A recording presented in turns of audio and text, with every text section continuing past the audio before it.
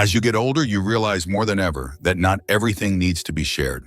If you're between 55 and 75, there are certain personal details that, if shared with the wrong person, could harm your mental and physical health. You've already been through enough in life, and now the most important thing is to protect yourself. Oversharing not only disrupts your peace of mind, but can also jeopardize your safety. If you don't set boundaries, you risk being taken advantage of or facing unnecessary dangers. Don't let that happen. Stay with me as we explore 9 things you should keep private to protect your well-being. Don't miss this video. Point 1. Personal financial information. When it comes to your personal finances, keeping things private is more important than you might think. Sharing details about your savings, pension plans, or investments might seem harmless, but it can open the door to unwanted attention. Whether it's from scammers looking to take advantage of you or even well-meaning family members who just want to help, too much information can create unnecessary stress. For many of us, especially in this age group, financial privacy is critical. If you're getting ready for retirement or trying to manage a fixed income, the last thing you need is to feel overwhelmed by people offering unsolicited advice or worrying about someone misusing your information. Take Marilyn, for example. Marilyn is 68 years old and had been carefully planning her retirement for years. She trusted a relative with some of the details about her savings, thinking they were close enough to help her out. However, this relative, though well-meaning, shared that information with others, and soon Marilyn found herself overwhelmed by an avalanche of advice, all from people who meant well but didn't understand her situation. Some wanted to help, others were just curious, but all of them caused Marilyn unnecessary stress. She didn't need the extra attention or conflicting opinions at such a crucial stage in her life. So what can you do to protect yourself? It's essential to keep all your financial documents in a secure and private place. Whether it's a locked filing cabinet, a safe, or even a secure online storage solution, make sure that only you or a trusted financial advisor have access. If you need help with your finances, consider speaking to a professional privately and avoid discussing your personal financial situation unless it's absolutely necessary. If you're taking steps to protect your financial privacy, give us a thumbs up and share your best tip in the comments. Point 2. Health conditions and medical history. Your health is personal, and what you choose to share about it should be in your control. Medical history, ongoing illnesses, or medications are all part of your private life, and they should be kept that way unless it's absolutely necessary to share. For example, if you're sharing with a trusted healthcare provider who's there to help you, that's different. But when we share too much with others, we can open ourselves up to unwanted judgment, advice, or even exploitation. Take Thomas, for example. He's a 60-year-old man who recently learned he has a heart condition. He felt comfortable telling a close friend, but unfortunately, this friend wasn't medically informed. Instead of offering support, the friend gave Thomas a lot of unqualified advice and started worrying about things that weren't even relevant to his condition. It ended up making Thomas more stressed and confused when all he really needed was some time to process his diagnosis and get proper advice from his doctor. So what's the takeaway? Keep your health information private unless you're sharing it with someone you trust, like a healthcare professional who understands your situation. If someone doesn't have the knowledge or qualifications to help you, it's better to keep those details to yourself. This way, you can avoid unnecessary stress, judgment, or confusion from others who might not fully understand what you're going through. What's one health tip you've learned through the years? Let us know in the comments, and don't forget to hit subscribe for more tips. Point 3. Personal grievances or conflicts. As we grow older, we naturally develop smaller, closer circles of people around us. These relationships become more important, and with that, they also become more sensitive. One thing that can really strain these bonds is airing personal grievances or conflicts with others. It's something many of us have done at one point, but it often leads to misunderstandings, hurt feelings, and unnecessary tension. This can be especially tricky as we get older and rely more on a few close friends or family members. Take the case of Helen, a 72-year-old woman who, after a disagreement with her daughter, felt frustrated and needed to vent. She shared the details of the argument with her close friends, hoping for support and advice. But instead of helping her feel better, it caused a divide among her friends. Some took sides while others felt uncomfortable, and the whole situation spiraled into more stress. Instead of resolving the issue with her daughter, Helen found herself caught in a bigger problem with her friends, and the tension lingered for much longer than expected. So, what can we learn from this? The best way to handle conflicts is to address them directly with the people involved. If it's a family issue, talk it out with your family members. If it's a disagreement with a friend, work through it with them. It's important to practice good communication. Speak calmly, listen actively, and keep the conversation respectful. When we handle our grievances privately and maturely, we avoid creating unnecessary drama and can move toward finding a resolution more peacefully. Have you ever shared something you later regretted? Maybe it caused more problems than you expected. Share your story below. Let's talk about how we can better navigate sensitive conversations. Point 4. Family problems or dynamics. Family relationships can be complicated, and sometimes sharing personal family problems can lead to unintended consequences. For many in the 55-75 age group, family dynamics are shifting. Children are grown, roles change, and those once familiar relationships may feel different. It can be tempting to vent to close friends about the challenges you're facing with a spouse, a child, or a relative. But when you do, the problem can sometimes grow bigger than you intended, causing strain and even gossip. Take, for example, George, a 65-year-old man. He had been dealing with some ongoing tension with his son, and feeling frustrated, he shared these struggles with his close friends. In his mind, it was just a way to vent, a way to cope. However, things took a turn when his son found out about these private conversations. His son was hurt by the fact that George had shared their personal issues with others, and the trust between them was damaged.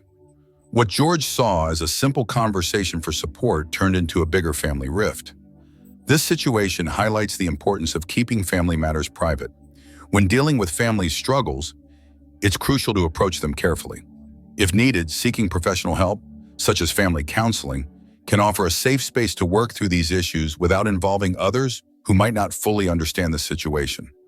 A counselor can guide you through these conversations, helping everyone in the family feel heard and respected, while also maintaining privacy.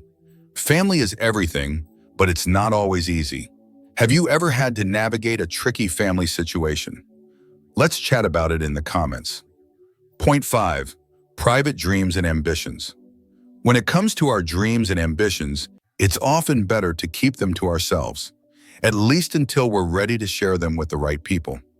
That's because, unfortunately, not everyone will see things the way we do. Some might even discourage us or make us feel like our goals aren't realistic, especially if they don't understand them. Take Lillian, for example. She's 67 years old and had always dreamed of starting a small business. Excited, she shared her idea with a few friends, hoping for support. But instead of encouragement, some of them told her it was too late. They told her to enjoy retirement and leave business ventures to younger people. Naturally, this made Lillian second-guess herself, and for a while she pushed her dream aside. This story shows how easily even well-meaning people can unintentionally discourage us. And when our dreams are still in their early stages, that kind of reaction can really hold us back. So here's a practical tip. In the early planning stages of your dreams, it might be a good idea to keep them to yourself. Not everyone will get it, and that's okay. But when you do share, make sure it's with people who truly understand your vision. Or better yet, find a mentor or supportive network that can help guide you. Surrounding yourself with people who believe in you can make all the difference. What's one dream you have kept to yourself? Share it in the comments, and let's create a community of support here. Point 6. Emotional struggles or mental health. Mental health is something that is often overlooked, especially among older generations. As we age, emotional struggles can sometimes feel like a heavy burden, and we might not always know where to turn. It's important to recognize that seeking help is not just okay, it's necessary. However, some emotional struggles, like feelings of loneliness or sadness, can be hard for others to understand, especially if shared carelessly. Let me share a story with you about a man named John. John is 70 years old, and for a while now, he's been struggling with anxiety. He decided to open up about it, hoping that his family would understand. While some family members were supportive, others didn't quite get it. They dismissed his feelings, saying things like, "You're just getting older, it's normal," or "Don't worry, everything's fine." Unfortunately, instead of feeling heard, John ended up feeling even more isolated and misunderstood. His struggles didn't seem real to those around him, and that left him feeling worse. This is where it's important to be selective in who you open up to about your emotional struggles. Sometimes not everyone will understand, and that can make things harder. It's okay to share your feelings, but make sure you're doing it with people who are genuinely able to support you.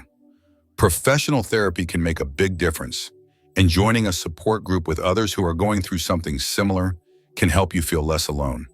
Mental health matters, especially as we age. If you've ever found it difficult to open up about your emotions or felt misunderstood, you're not alone.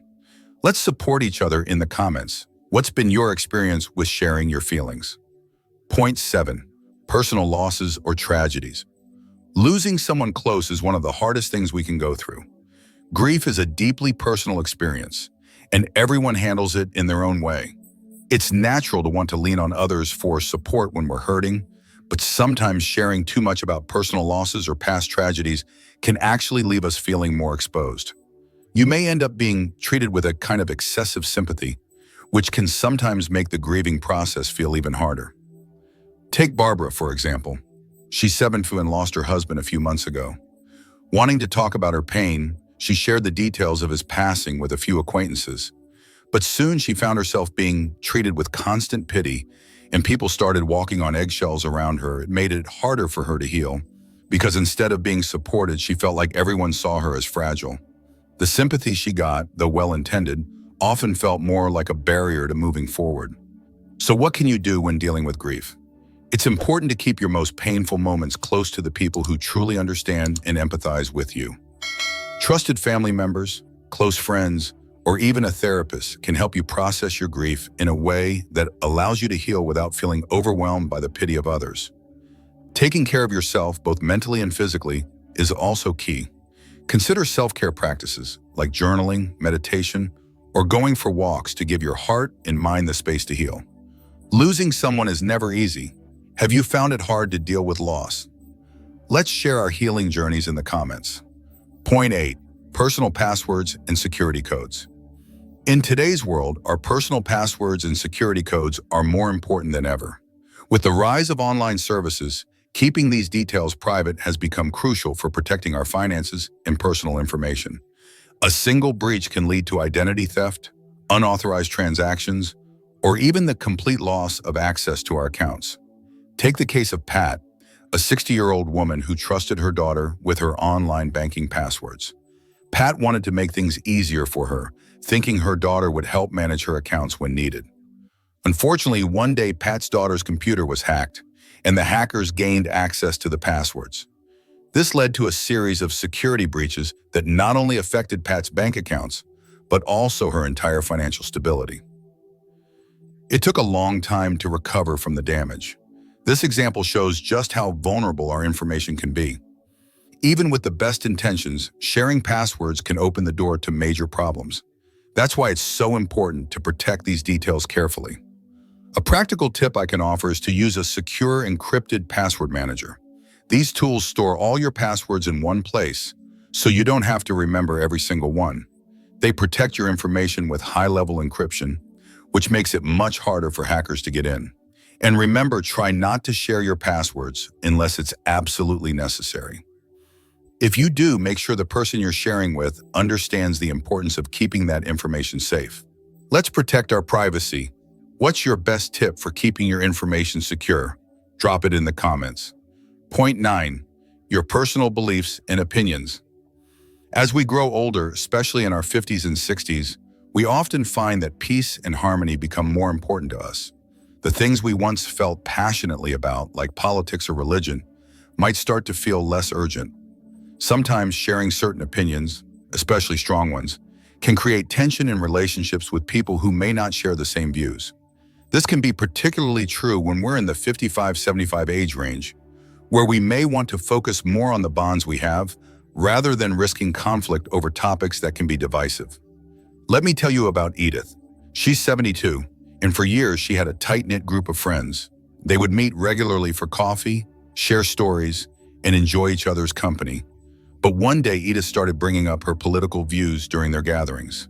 She felt very strongly about the topic, and she thought her friends should agree with her. Before long, her discussions turned into heated debates. What started as a difference of opinion grew into tension, and the once friendly group began to fracture. Unfortunately, Edith lost some close friendships because of these arguments.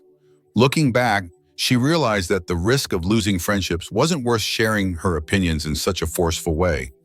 She learned that sometimes it's okay to keep certain beliefs to yourself. So here's a practical tip. When you're in a conversation, choose your topics wisely. Think about the people you're with and whether they'll appreciate or respect your perspective. If it's something that could lead to tension, it might be best to steer clear of it. It's not about avoiding your beliefs, but about fostering peace and respect in your relationships. Now, I'd love to hear from you. What's a belief you hold strongly but keep to yourself? Let's talk about how we can respect each other's differences and still keep our relationships strong. So just to quickly recap, there are 9 things you should never share: your financial information, your health conditions, personal grievances, family problems, private dreams, emotional struggles, personal losses, passwords, and personal beliefs. Keeping these things to yourself not only protects you, but also helps create stronger, more respectful relationships with others. When you guard your privacy, you're taking a step toward building a more peaceful and fulfilling life for yourself. Remember, it's not about being secretive. It's about protecting your well-being and maintaining healthy boundaries. Small steps to keep certain things private can make a big difference in how you feel and how you connect with others. If you learned something new today, hit that like button and share this video with someone who might need this advice. Don't forget to subscribe for more life tips and leave a comment telling us what you'll start keeping private moving forward.